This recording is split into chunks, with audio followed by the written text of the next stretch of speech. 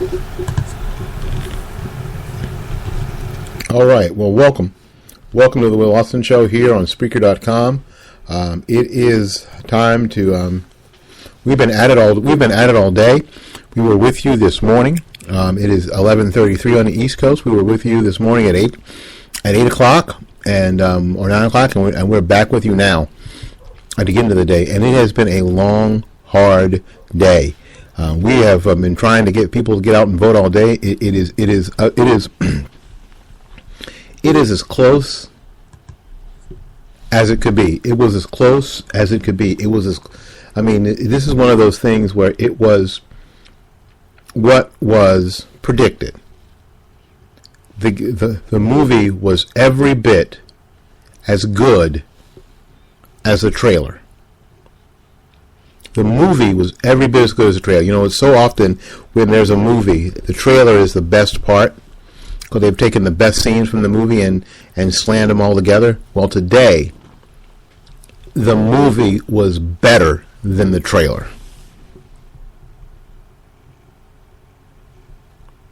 Was better than the trailer. So many different storylines going on in this movie, in this adventure. So many storylines going on. Governor's races, extremely important. That did exactly what I said this morning on both the Blog Talk Radio Show and the Spreaker Show was important. And the important part of that was very simply that you had to have all the pieces in place. You have to have all the pieces in place from a strategic standpoint moving into 2016, that you've got inertia, and boy, oh boy, the Republicans, if they don't jack it up, have inertia. I just went to the political page, and it looks like the Republicans have done it. They have won 6 seats in the Senate, and if that's and if these numbers hold up, and that ends up being the case, then they have ousted Harry Reid as majority leader of the Senate. So the Republicans will now control both the House and the Senate. Now they don't control. Now let's not get crazy. Let's not get nutty. They don't have enough votes or enough seats to overrule vetoes. Again, back to our 8th grade civics classes. I mean, they can send legislation from the House or the Senate, and it can move to the White House. The president can veto it, and it can be dead there. They don't have enough. There aren't enough votes in the Senate, especially for a 2/3 majority. So let's not get nutty. Let's understand where we are. We're going to go through these elections. I'm going to go through some of these races. I'm going to, if it's okay with you, I'm going to start in the state of Florida, where the show is from, and in a bizarre, I think, sort of a very bizarre situation where you had the incumbent governor, Rick Scott, facing Charlie Crist, who was the Republican governor, turned independent, turned Democrat, running for his old seat. We had Charlie Crist losing to Rick Scott tonight, 48%, 48.3 to 46%, and I've got that wrong on the website. That's great. I'm so proud of myself. As I'm reading, I'm going, golly, great! I got that wrong, and I published it. Anybody else been there, where on your blog you wrote something wrong and then hit the publish button? Yeah, happened to anybody else? Yeah, it happened to me. Just now, but that's okay. We're going to go ahead and make that update. Governor Scott wins, and I just heard his victory speech, and there was a concession speech by Charlie Crist. So Charlie Crist is conceded to Rick Scott. There are still some votes that have been disputed in South Florida. South Florida, the voter fraud capital of the freaking universe, outside of New Orleans and Chicago, and that's real big for Governor Christ. Former Governor Christ. Apparently, there were some voting irregularities that held things up, and the Christ campaign wanted those voting places down in Broward County to be open for another 2 hours until 9 o'clock. They tried to get a judge to do it. The judge said no. Now, why in South Florida, not why all over Florida? Well, because the Christ campaign is very popular in South Florida. So they were hoping to get as many people in as they could while the polls were open another couple of hours, to scour the neighborhoods to get as many people in to vote for Charlie Crist as they could. And that might have made the difference, but the judge said no. So there you go. Those are results. The Rick Scott got his cabinet back. Pam Bondi with 55.2% of the vote over Democrat George Sheldon with 41.88% of the vote. Jeff Atwater for 59% of the vote over Rankin with 40% of the vote. And of course the our homeboy, and I call him my homeboy, Adam Putnam, Commissioner of Agriculture, over Thaddeus Hamilton, 58.81% to 41.89%. So the cabinet is intact, and the governor is back in the seat here in the state of Florida, and that's an important piece in Florida, especially looking at 2016. Florida Republicans, who are outmanned by Florida Democrats by 1 million people. You see, this is why this is important here, because this is why I bring this up. It isn't just a numbers game. Florida Republicans are outmanned by over 1 million people. So this was all about the GOTV. This was all about the get out the vote. This was all about the get out the vote.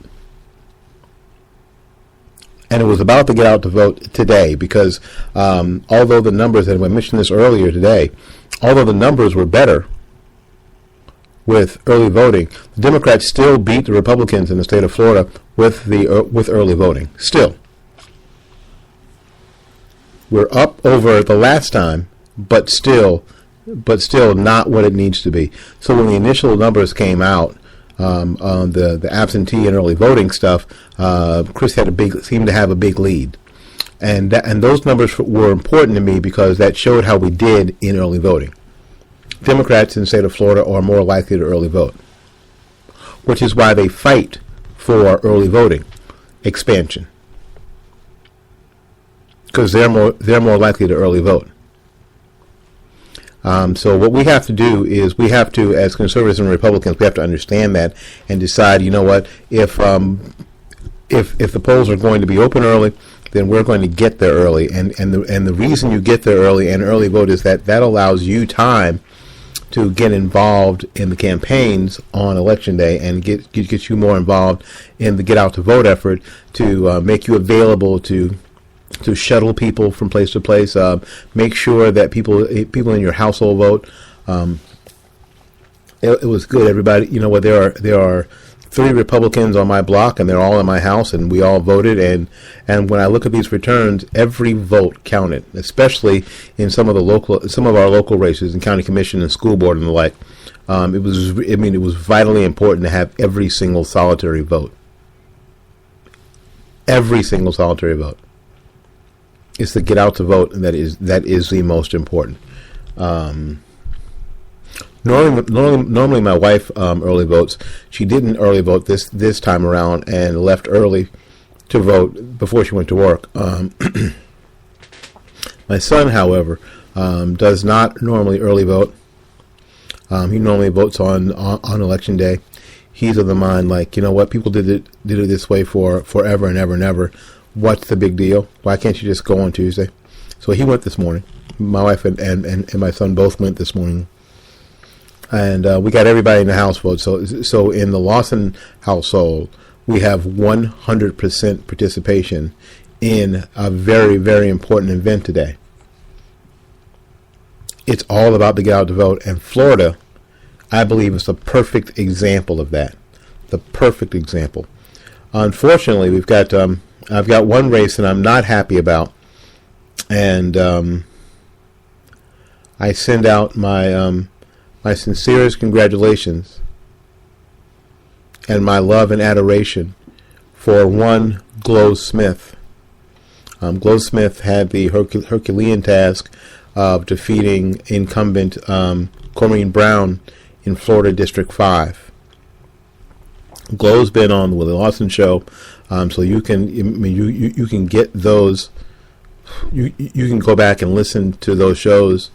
I got to meet Glow in last November about this time through my friend Ken McClinton of the Exceptional Conservative Show on Blog Talk Radio and the exceptionalconservativeshow.com website. If you're interested, go there. The exceptionalconservativeshow.com. And you need the exceptionalconservativeshow.com.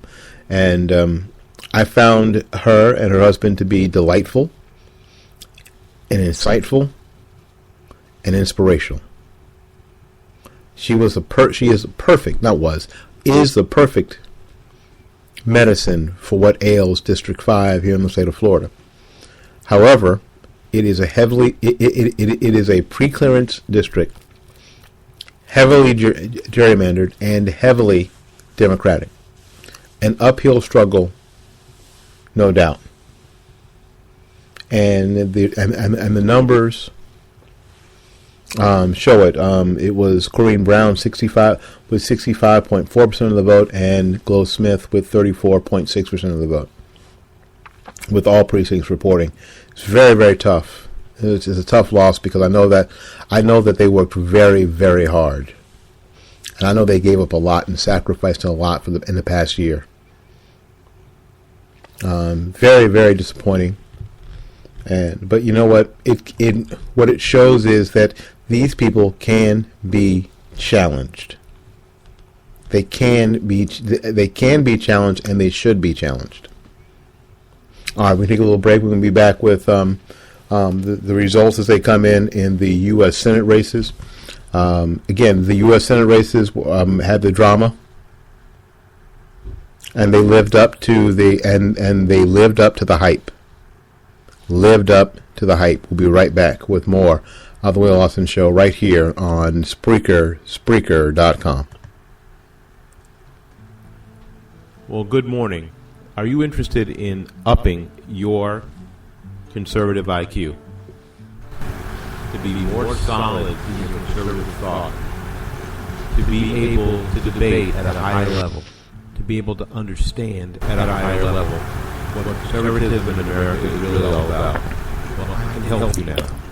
Alongside of its partners is a new partner, the RedRiverChronicle.com website.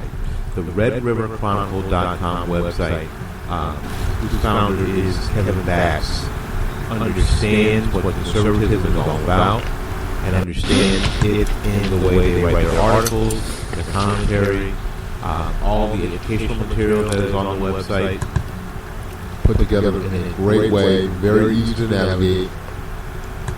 So if you want to up your IQ, go to RedRiverChronicle.com.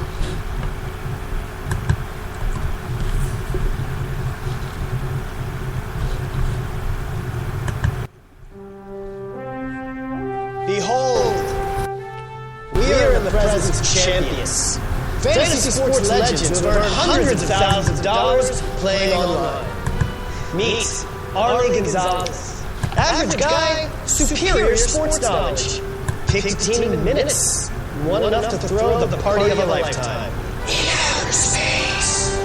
Former accountant Derek Brett. DraftKings one-day fantasy baseball took him from a guy with holes in his underpants to a guy with bikini models in him.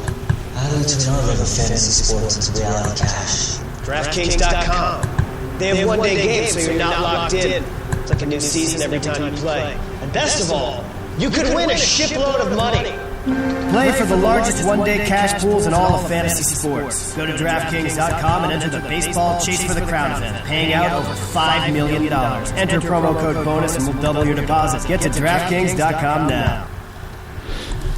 All right, we're back with more of the Will Austin Show here on Spreaker.com.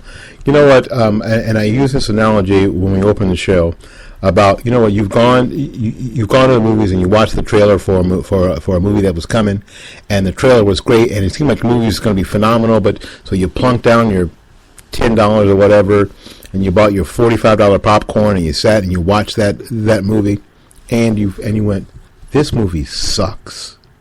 This movie bites. But the best part of it was the trailer.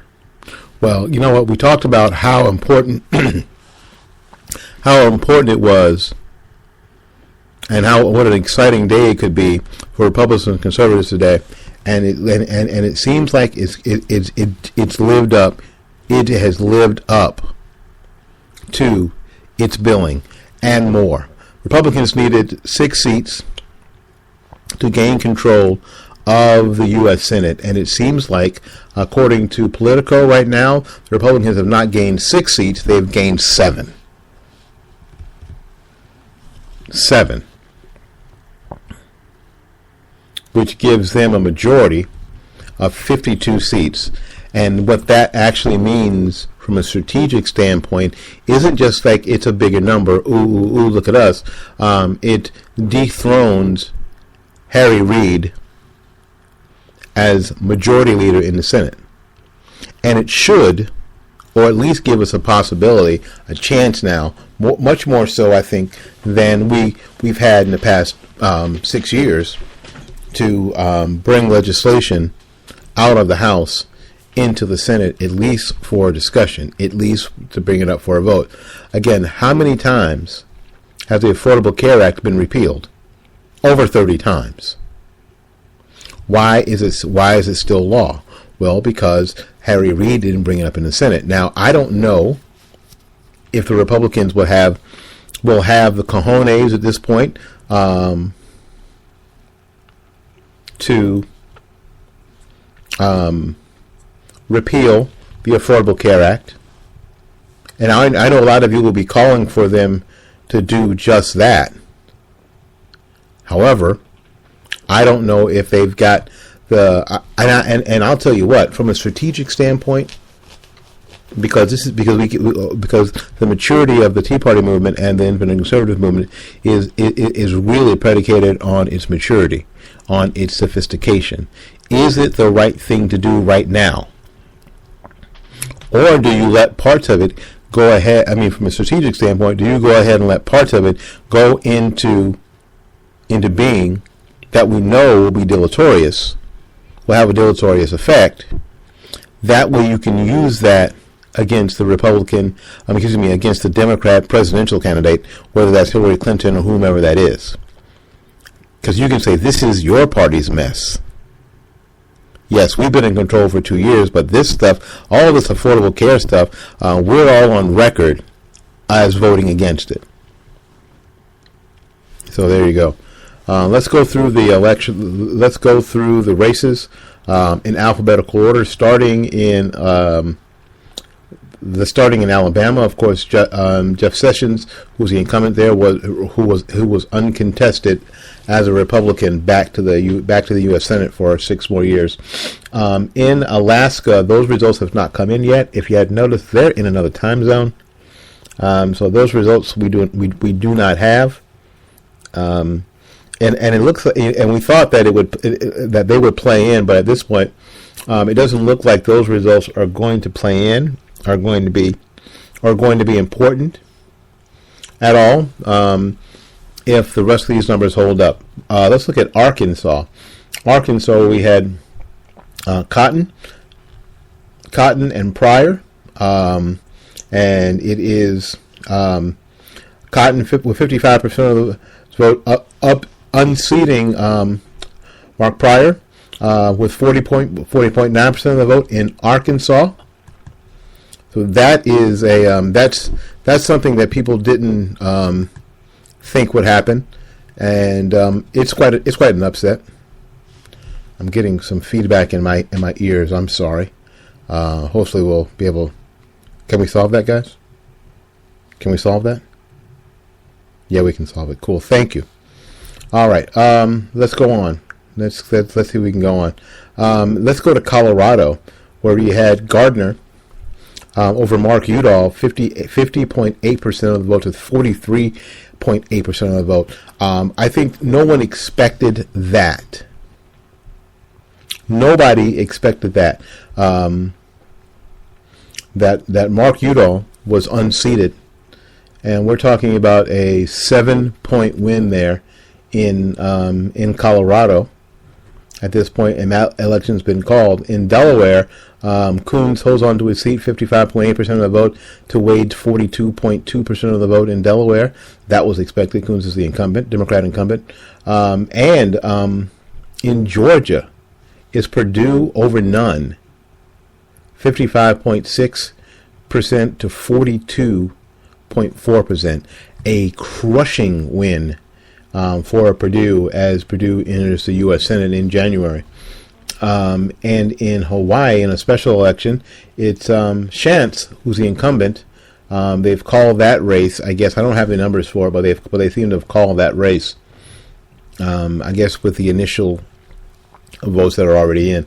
I imagine Hawaii goes fast. It's not that many folks, and it's not that big. All right, Idaho. Rich, the incumbent, holds on with 59.5% of the vote to Mitchell's 40.5% of the vote. A 19, almost a 20-point win for Rich in Idaho. Illinois, Dick Durbin holds on 53.2% to Oberweis's 43%. Libertarian Hansen gets 3.8% of that vote in the Senate election in Illinois. Of course, didn't think that would be any different. But in Iowa's Senate election, it was Jody Ernst with 51% of the vote beating Brian Braley. Of course, remember we talked about Brian Braley. This is the same person that Michelle Obama went there to campaign for, and she didn't know his freaking name. She kept calling him Bailey when his name was Braley. She had to be corrected on the platform. It's awful to have to be corrected in front of people. But she had to be corrected on the platform because she didn't even know that dude's freaking name. How bad is that? How bad is that? It was Jody Ernst winning with 51.1% of the vote, now with 75.8% of precincts reporting, and that election has been called for Jody Ernst in Iowa. In Kansas is Pat Roberts, the incumbent, holding on against against Greg Orman, the independent candidate, and the Libertarian candidate Batson. Roberts got 51.9% of the vote, where Orman got 43.8. Orman had not, as an independent, had not declared whether he would caucus with the Democrats or the Republicans, and if he wasn't going to caucus with the Republicans. If he was going to do that, he would have said so. And that would have made that race very, very interesting, and that would have brought in a lot of the independent conservatives, obviously, who decided that it was more strategic to go, apparently because Orman didn't make that call, to go with the Republican, and a few of them, about 31,000 of them, went off into the Libertarian ditch, and with Batson, who gained 4.3% of the vote. There were a lot of Libertarian candidates, I think, in this election cycle. It doesn't look like they did real well. And maybe that's something that we can bring up sometime next week, because tomorrow on the Will Austin Show at noon, the Dynamic Duo is back for a postmortem and a celebration. Both Republicans, Harley Lynn LeBon and Elizabeth Blackney, are going to be on the show tomorrow at noon to look at the results of this race and these numbers hold up, and to say what this means for momentum going into the 2016 election cycle. Let's look at Kentucky, where Mitch McConnell holds on to his seat, incumbent Republican with 56.2% of the vote against Democrat Grimes with 40.7% of the vote. So we're talking about a 16-point win, wins easily. And the Libertarian candidate Patterson has 3.1% of the vote. That seems to be the Libertarian cry in these Senate races, that they're garnering about 3 to 4% of the vote. In Louisiana, a lot of folks involved in this Senate race, but it was Cassidy, the Republican, winning with 41.5% of the vote to Mary Landrieu's 41.3% of the vote. There's apparently there's going to be a runoff there of some sort. It seems. This is why all this counts.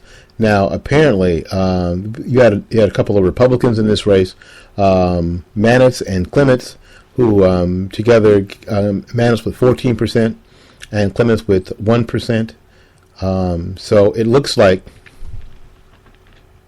wow, we're really going to have to see what the deal is in Louisiana. I don't know. I'm telling you, I don't know what the deal is in Louisiana. It looks completely different. I don't know. I just don't know.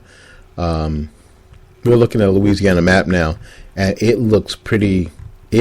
By parish, it looks pretty red. It doesn't look red enough in New Orleans and those areas, but it is.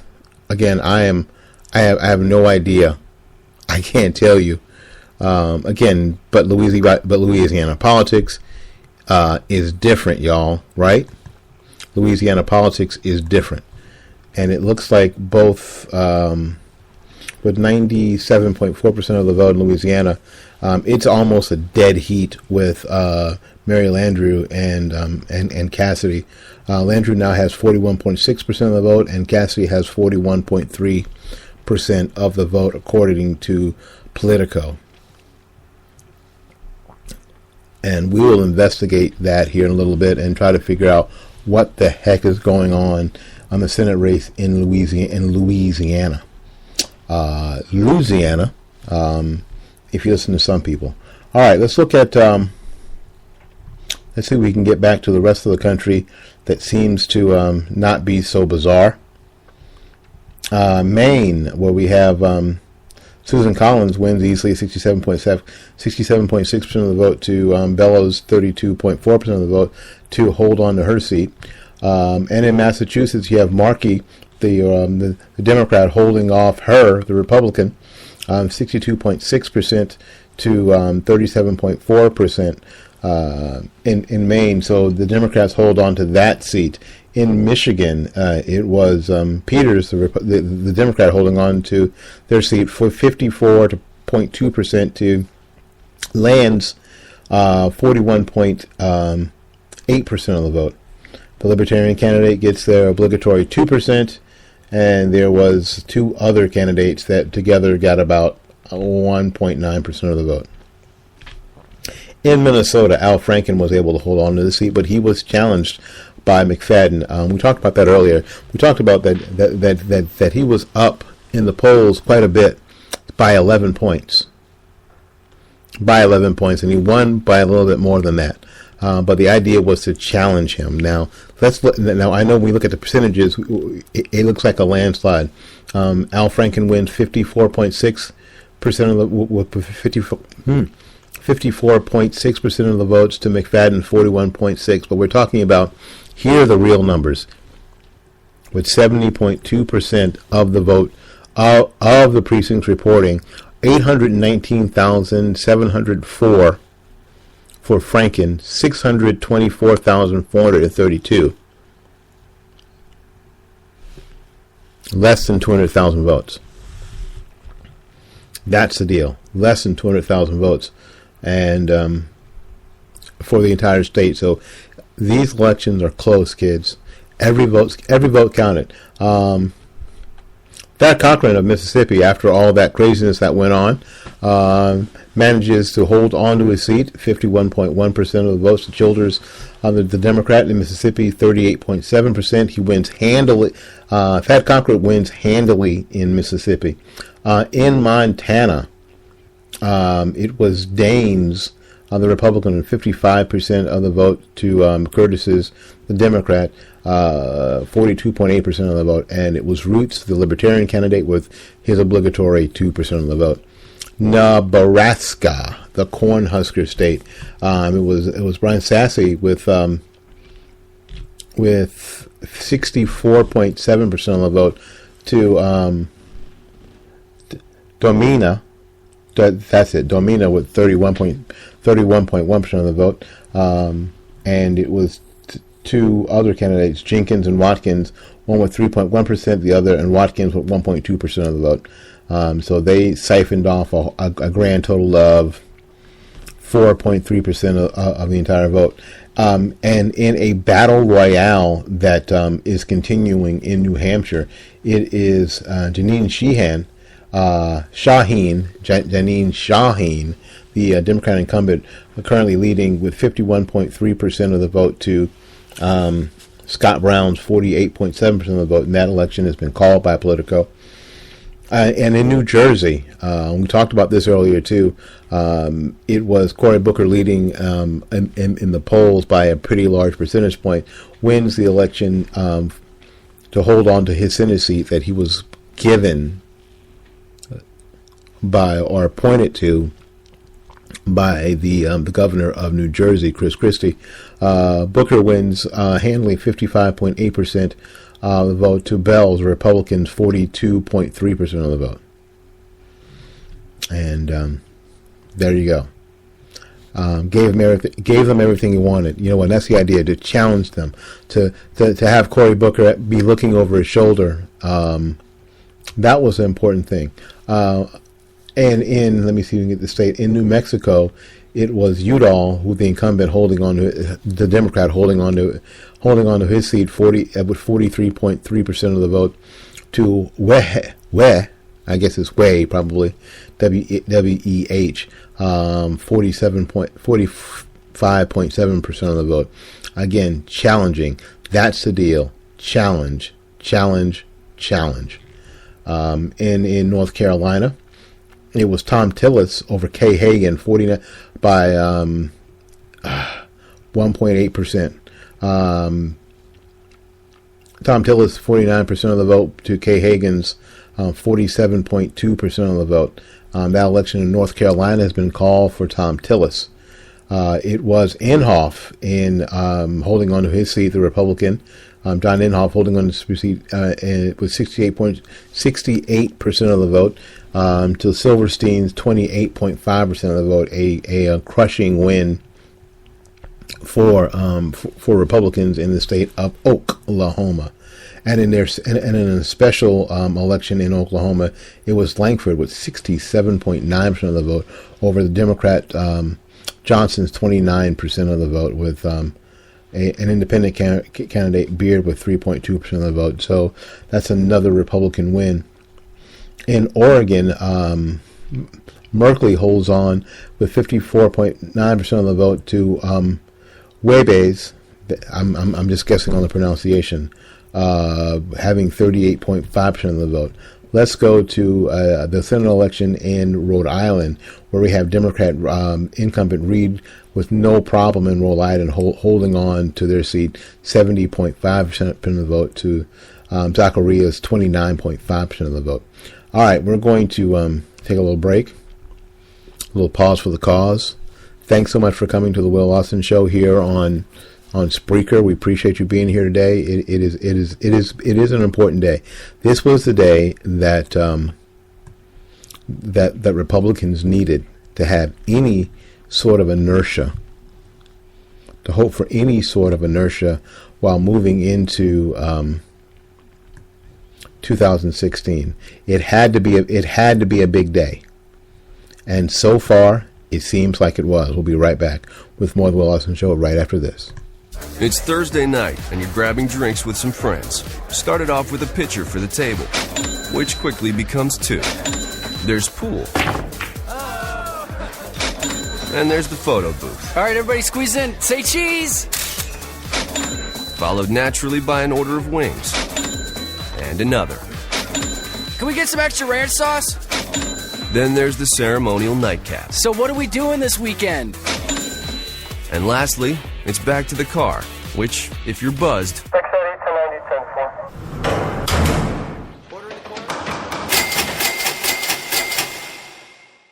could be the most expensive night of your life. Getting pulled over for buzz driving could cost you around $10,000 in fines, legal fees, and increased insurance rates. Nothing kills a buzz like getting pulled over for buzz driving, because buzz driving is drunk driving. Brought to you by the National Highway Traffic Safety Administration and the Ad Council. You have discriminating taste and an eye for the impressive. You need to surround yourself with not only beauty, but quality. That is why you are looking for a new construction home for you and your family. Let the experts at New Homes of Tampa Bay guide you to and through your new home purchase process. With access to hundreds of model homes throughout the Tampa Bay area, New Homes of Tampa Bay is sure to find that perfect match of budget and beauty you are looking for. New Homes of Tampa Bay can save you thousands of dollars while costing you nothing. Call us today before you start your new home search. New Homes of Tampa Bay at 813-770-9452 and at www.newhomestpa.com. I'll pick you up after school. Okay, I got it. It's easy to take a day for granted. You and your family are connected by routine, and you stick to it. But what if a disaster strikes without warning? What if life as you know it has completely turned on its head? What if your day's routine is disrupted and you can't reach your family? Have you planned for that?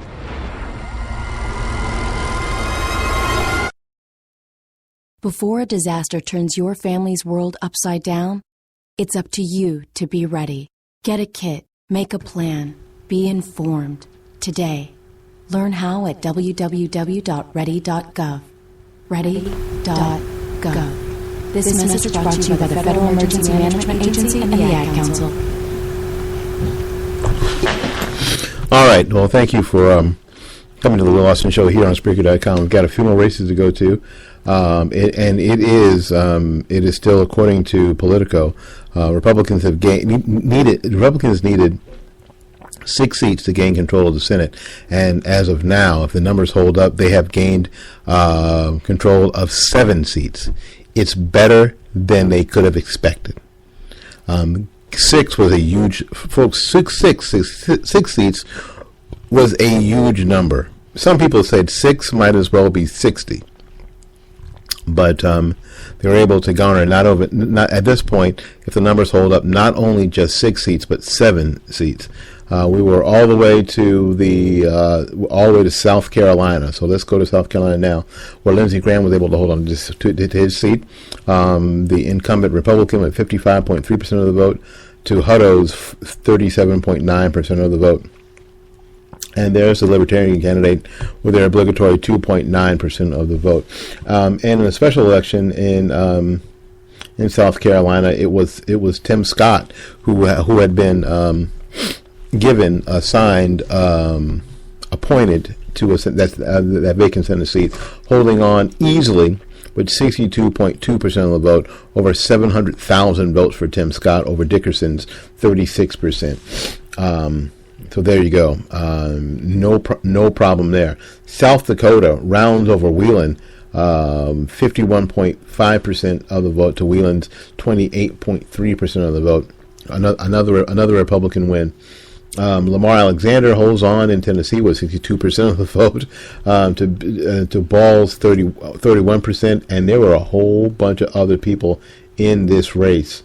All sorts of people: Wilmot, Pleasant, Emerson, Page, Tyler, James, Phillips, Gaither, Schechner, and Sayclean in this race. Probably, it doesn't seem like it wouldn't seem like that having those folks in the race made a difference, but it's interesting in Tennessee how many people were in that race, and that's what 98.6% of the precincts reporting. Let's go to Texas, where John Cornyn wins handily with 61.7% of the vote to Alamil's 34.3% of the vote.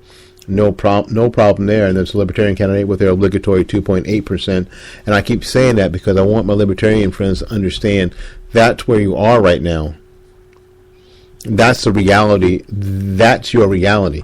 Let's go on to Virginia, where Gillespie is now trailing. The Republican is now trailing Warner with 48.5% of the vote, and Warner, the incumbent, has 49.1% of the vote. Is up right now over almost a point, 0.6 it looks like. That race is going back and forth, but 99.5% of the precincts reporting. It was close, and at times Gillespie was winning, but it seems like even with a loss in Virginia, that's not going to matter. In West Virginia, it is Capito, the Republican, with 62% of the vote, to Tennant, the Democrat, with 34.6% of the vote. What? You want to know what the Libertarian candidate got? It's Jay Buckley with 1.6% of the vote. There you go. Now you know. And in Wyoming, it is the incumbent Enzi holds on in pretty good fashion in Wyoming with 72% of the vote to the Democrat Hardy's 17.8% of the vote, and it was Porombo, the Libertarian candidate, with 2.2% of the vote. And it looks like, according to Politico, the Republicans have gained 7 seats. If these numbers hold up, 7 seats in the U.S. Senate. And what this means for those of us who have forgotten all of our civics from 8th grade is that the Republicans now control both houses of Congress. Now, the effect that this is going to have on the Obama administration moving forward is yet to be seen, obviously. It would seem to me that there would be some effect. Now, I don't know what kind of effect. I don't know if things become more contentious and the president decides to use his executive privilege more often and to a larger degree. I don't know. But one thing that we're going to find, but one thing I know for sure, we're going to find out. We are truly going to find out. We're going to know. We're going to know sooner than later. That's what I'm pretty sure of. We are going to know sooner than later. All right, folks. This has been a good one. Again, better than advertised. This has been a race that has been better than advertised. It's been pretty doggone good. Don't you think?